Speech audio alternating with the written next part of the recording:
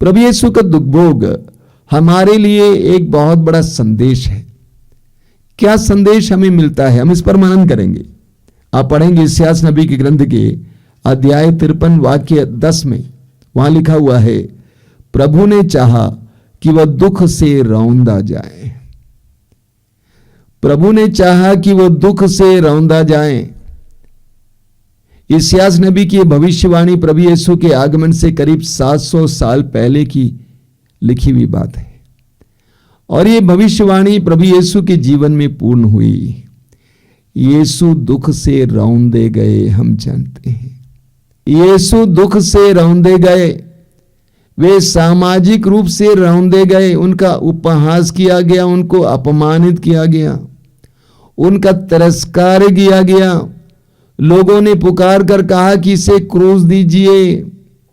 लोगों के द्वारा तिरस्कृत किए गए, अपमानित किए गए, क्रूस पर टोके गए, नंगे किए गए, 2 डाकुओं के बीच टांग कर उनको एक महा अपराधी के रूप में रखा गया, दिखाया गया। यीशु सामाजिक रूप से रौंदे गए, उनकी पहचान मिटाई गई, उनका अस्तित्व मिटाया गया, सामाजिक रूप से जीरो बना दिया गया, शून्य किया गया। प्रभु यीशु शारीरिक रूप से भी रौंदे गए। उनके शरीर के घावों का ख्याल कीजिए, संपूर्ण शरीर घावों से भरा हुआ, रक्त बहता हुआ, वो रौंदे गए। उनका शरीर विनष्ट किया गया, नष्ट किया गया, चकनाचूर किया गया। वचन में लिखा है कि प्रभु ने चाहा कि वह दुख से रौंदा जाए। पेतरुस का पहला पत्र अध्याय 2 वाक्य 21 से क्या लिखा हुआ है, इसलिए तो आप बुलाए गए हैं, क्योंकि मसीह ने आप लोगों के लिए दुख भोगा और आपको उदाहरण दिया जिससे आप उनका अनुसरण करें। उन्होंने कोई पाप नहीं किया और उनके मुख से कभी छल कपट की बात नहीं निकली। जब उन्हें गाली दी गई तो उन्होंने उत्तर में गाली नहीं दी, और जब उन्हें सताया गया तो उन्होंने धमकी नहीं दी। उन्होंने अपने को उस पर छोड़ दिया जो न्यायपूर्वक विचार करता है। पेतरुस कहते हैं, जब वो सताए गए तो उन्होंने धमकी नहीं दी। जब हम सताए जाते हैं, हम धमकी देने लगते हैं, हम दिखाएंगे, हम पुलिस के पास जाएंगे, हम अपने लोगों को बताएंगे, हम तुमको छोड़ेंगे, हम साथ नहीं देंगे, धमकी देते हैं। लेकिन प्रभु ने कोई धमकी नहीं दी। प्रभु ने मौन पूर्वक सब कुछ को सहा। वास्तव में प्रभु यीशु ने 3 साल घूम घूम कर जितना सुसमाचार का प्रचार किया, मैं सोचता हूं उससे भी सशक्त प्रचार अपने मौन के द्वारा किया। सतावट के समय, अत्याचार के समय प्रभु यीशु का मौन अपने में एक बहुत बड़ी शिक्षा है, एक बहुत बड़ा प्रचार है। आज हमारे जीवन में दुख पीड़ाएं आती हैं तो हमारी क्या प्रतिक्रिया है? हम क्या करते हैं? सबसे पहले हम दुख से भागने का प्रयास करते हैं, हम कतराते हैं, हम डरते हैं, घबरा जाते हैं, हम दुख को दुश्मन समझते हैं। जो दुख देते हैं वो हमारे नंबर 1 दुश्मन हो जाते हैं। परिवार टूट रहे हैं, पति पत्नी आपस में एक दूसरे को सह नहीं पाते हैं, चिल्लाते हैं, झगड़ते हैं, अशांति लाते हैं। क्यों? क्योंकि हम दुख को सह नहीं पाते। प्रभु यीशु ने हमारे आगे दुख सहकर हमारे लिए एक बहुत बड़ा उदाहरण दिया। पेतरुस ने अभी भी आपको सुनाया, हमारे लिए एक बहुत बड़ा उदाहरण। मैं एक लड़की को जानता हूं जिसकी शादी मुश्किल से 3-4 पहले महीने हुई, बड़ी शान से शादी हुई, और आज वो अपने मैके आई है, बोलती है कि मैं वापस नहीं जाऊंगी, जाऊंगी तो पति के साथ रहूंगी, ससुराल में नहीं रहूंगी। मैंने कहा बेटा ऐसा नहीं है, आपको जाना होगा। कहती है कि मैं सास ससुर के साथ नहीं रहूंगी। पढ़ी लिखी है, बाइबल पढ़ती है, लोगों को समझाती है। ये तो हमारी समस्या है। क्रूस चूमते हैं, क्रूस का चिन्ह बनाते हैं, क्रूस के बारे में बताते हैं, लेकिन क्रूस पर मरे उस प्रभु के उस दुख भोग के रहस्य को अभी तक समझ नहीं पाए, उसको अपना नहीं पाते हैं। उसको अपना नहीं पाते हैं। हमारे अंदर स्वीकार करने की शक्ति नहीं है, सहन शक्ति नहीं है। कितने परिवार सहन शक्ति के अभाव में टूट जाते हैं, सिर्फ इसलिए कि सहन शक्ति नहीं है। सहन शक्ति होती तो परिवार बच जाते, लेकिन सहन शक्ति की कमी इसलिए टूट जाते हैं। जब उनको समझाया जाता है वे कहते हैं कि मेरी कोई गलती नहीं है, गलती उसकी है, मैं क्यों माफी मांगूं, मैं क्यों दबूं, वो गलती करे और मैं सताई जाऊं या सताए जाऊं, ये कोई बात होती है। देखिए पेतरुस क्या कहते हैं, पेतरुस का पहला पत्र अध्याय 2 उसके वाक्य 20 में, वहां पे पेतरुस क्या कहते हैं, यदि अच्छी तरह काम करने के बाद भी आपको दुख भोगना पड़ता है और आप उसे धैर्य से सहते हैं तो यह ईश्वर की दृष्टि में पुण्य कर्म है। एक बार और पढ़ना चाहता हूं, यदि अच्छी तरह काम करने के बाद भी आपको दुख भोगना पड़ता है और आप उसे धैर्य से सहते हैं तो यह ईश्वर की दृष्टि में पुण्य कर्म है। आप में कोई कमी नहीं है, आपने कोई गलती नहीं की है, आपने सिर्फ अच्छा ही किया है। इसके बावजूद आपको दुख सहना पड़ता है और आप उसको धैर्य से सहते हैं। पेतरुस कहते हैं यह ईश्वर की दृष्टि में पुण्य कर्म है। हमारी समस्या है कि हम लोग सिर्फ सुख चाहते हैं, दुख नहीं चाहते। जब तक पति अच्छा है, अच्छा व्यवहार है तो ठीक है, अच्छा है, पत्नी अच्छी है, अच्छा व्यवहार है, अच्छी है। जहां दुख आ जाता है हम उससे कतराते हैं।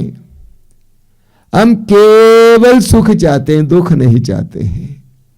ऐसा होता नहीं है। बिना गुड फ्राइडे का ईस्टर नहीं होता है, बिना पुण्य शुक्रवार के पुनरुत्थान नहीं होता है, बिना क्रूस का क्रिस्त नहीं होता है, बिना रात के दिन नहीं होता है। हमें एक बहुत सुंदर वचन पढ़ने को मिलता है अय्यूब का ग्रंथ अध्याय 2 उसके वाक्य 10 में। आप जानते हैं अय्यूब ईश्वर का बहुत अच्छा भक्त था, लेकिन उसके ऊपर विपत्ति पर विपत्ति आई, यहां तक कि उसकी पत्नी ने भी उसको कोसना शुरू किया, कहा कि ईश्वर को कोस कर मर जाओ। तो अय्यूब ने क्या कहा अध्याय 2 वाक्य 10 में, हम ईश्वर से सुख ग्रहण कर सकते हैं तो क्या दुख नहीं ग्रहण कर सकते? अगर हम ईश्वर से सुख ग्रहण कर सकते हैं तो क्या हम दुख ग्रहण नहीं कर सकते? वचन में आपने सुना कि ईश्वर ने यीशु को दुख से रौंदे जाने दिया। ऐसा क्यों? मैं आपको बताना चाहता हूं। यह एक प्रक्रिया का हिस्सा था, ईश्वर की एक महान योजना थी। वचन में लिखा हुआ है फिलिपियों के पत्र के अध्याय 2 उसके वाक्य 6 से मैं पढ़कर सुनाऊंगा। वह वास्तव में ईश्वर थे और उनको पूरा अधिकार था कि वह ईश्वर की बराबरी करें, फिर भी उन्होंने दास का रूप धारण कर तथा मनुष्यों के समान बनकर अपने को दीन बना लिया। आगे, और उन्होंने मनुष्यों का रूप धारण करने के बाद मरण तक, क्रूस के मरण तक आज्ञाकारी बनकर अपने को और भी दीन बना लिया। इसलिए ईश्वर ने उन्हें महान बनाया और उनको वह नाम प्रदान किया जो सब नामों में श्रेष्ठ है। प्रभु यीशु के बारे में पौलुस कहते हैं कि वे ईश्वर थे, ईश्वर की बराबरी कर सकते थे, लेकिन वो दास का रूप धारण करता है।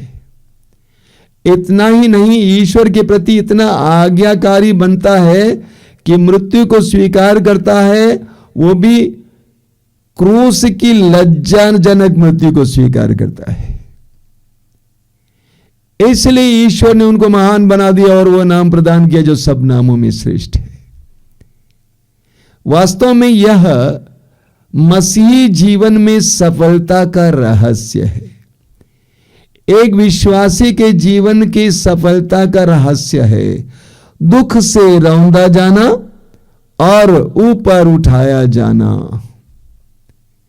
एक प्रक्रिया का हिस्सा है दुख से रौंदा जाना और ऊपर उठाया जाना। यह ईश्वर का मार्ग है। ईश्वर यही करता है, यही चाहता है कि हम दुख से रौंदे जाएं, हम परेशानियों से गुजरें, लेकिन बाद में हम ऊपर उठाए जाएं। प्रभु यीशु को सुनिए, लूकास का सुसमाचार अध्याय 18 वाक्य 14, बहुत जबरदस्त वचन है। वहां प्रभु कहते हैं, जो अपने आप को बड़ा मानता है वो छोटा बनाया जाएगा। जो अपने आप को बड़ा मानता है वो छोटा बनाया जाएगा, और जो अपने आप को छोटा मानता है वो बड़ा बनाया जाएगा। ईश्वर हमारे साथ भी ऐसा ही करता है। जब मैं छोटा लड़का था उस समय अंग्रेजी में नॉन डिटेल में एक कहानी पढ़ा था। उसका शीर्षक था शी स्टूप्स टू कॉन्कर। एक जवान लड़की, युवती का उदाहरण है, वो अपने पति को जीतने के लिए झुकती है। पति को जीतने के लिए वो झुकती है ताकि वो पति को जीत सके। पेतरुस का पहला पत्र उसके अध्याय 5 वाक्य 6 में पेतरुस से ही हमें समझाते हैं। पेतरुस का पहला पत्र उसके अध्याय 5 वाक्य 6 में पेतरुस क्या कहते हैं, आप शक्तिशाली ईश्वर के सामने विनम्र बने रहें। आप शक्तिशाली ईश्वर के सामने विनम्र बने रहें, जिससे वो आपको उपयुक्त समय में ऊपर उठाए। पेतरुस कहते हैं कि आप जिस ईश्वर पर विश्वास करते हैं वह शक्तिशाली है, इसलिए विनम्र बने रहें, और समय आने पर वो आपको ऊपर उठाएगा। समय आने पर वो आपको ऊपर उठाएगा। मेरे बचपन में जब किसी से लड़ने के बाद मैं हार जाता था, कभी कभी हारता था, अक्सर हारता ही था, तो मुझसे मेरी मां कहा करती थी, बेटा जो पक्ष कमजोर है, जो पक्ष हारा हुआ है, ईश्वर उसके साथ है। ईश्वर तुम्हारे साथ है क्योंकि तू हार गया है। पूरी बाइबल इस बात का प्रमाण है कि ईश्वर दुर्बलों को साथ देता है, उसके पक्ष में है। बार बार वचन में आपको पढ़ने को मिलता है। इसलिए पेतरुस कहते हैं, आप शक्तिशान के सामने, सर्वशक्तिमान ईश्वर के सामने विनम्र बने रहें, ताकि समय आने पर वो आपको ऊपर उठाए। मेरे प्रिय भाई और बहनों, प्रभु ईश्वर हमारे जीवन में बड़े बड़े चिन्ह और चमत्कार प्रकट करना चाहते हैं। हमारे जीवन में बड़े बड़े चिन्ह और चमत्कार प्रकट करना चाहते हैं और हमें महान बनाना चाहते हैं। लेकिन उसके लिए जैसे प्रभु यीशु रौंदे गए, दुख से होकर गुजरे, उसी तरह आपको भी दुख से होकर गुजरना है। आज कितने ही परिवार जो टूटे फूटे पड़े हैं, अगर हमारे अंदर सहन शक्ति होती, हमने प्रभु के दुख भोग पर मनन चिंतन किया होता और हम सहने के लिए तैयार होते, तो नहीं टूटते। कितने ही दंपति एक नारकीय जीवन जी रहे हैं, तलाक देने के बाद अलग थलग जीवन जी रहे हैं, संतुष्टि नहीं है, शांति नहीं है, चैन नहीं है। काश हमारे अंदर सहन शक्ति होती, हम प्रभु के सामने नम्र बने रहते, यीशु की तरह रौंदे जाने के लिए तैयार होते, तो हम भी ऊपर उठाए जाते। आइए हम प्रार्थना करें कि प्रभु मुझे तेरे जीवन के रहस्यों को, विशेष करके तेरे रौंदे जाने के रहस्य को, तेरे दुखों के रहस्य को समझने की कृपा दीजिए। मुझे भी सहन शक्ति दीजिए ताकि मैं भी मौन रहूं, धमकी ना दूं, झगड़ा ना करूं, मौन होकर स्वीकार करूं जिस तरह तूने स्वीकार किया। प्रभु यीशु मुझे सहन शक्ति का वरदान दीजिए। संसार में मुझे ढेर सारे लोगों से दुख सहना पड़ता है, उन सारे दुखों के सामने तेरे दुख को याद करते हुए, तेरे महान शक्ति पर भरोसा रखते हुए विनम्र बने रहने, मौन बने रहने, धैर्य से सहने की शक्ति दीजिए। प्रार्थना कीजिए, प्रार्थना कीजिए।